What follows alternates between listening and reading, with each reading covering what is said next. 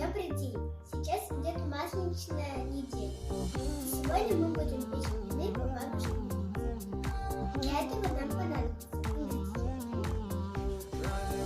яйца, соль, сахар, мука, молоко, подсолнечное масло и емкость, где мы будем Разбиваем 3 яйца.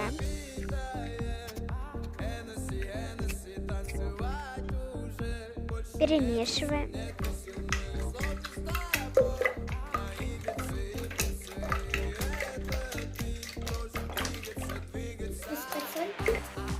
Добавляем соль.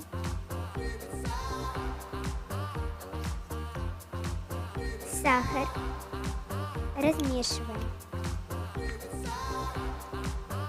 Добавляем половину молока,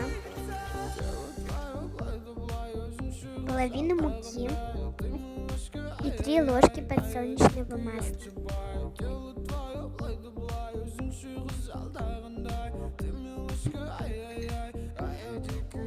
Перемешиваем. Ждем час, пока настоится. Выпекаем блины.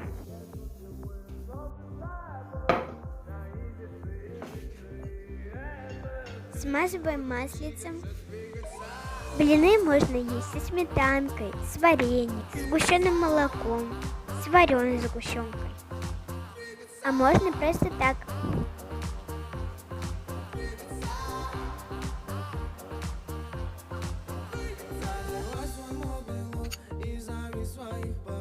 Всех с Масленицей. Приятного аппетита!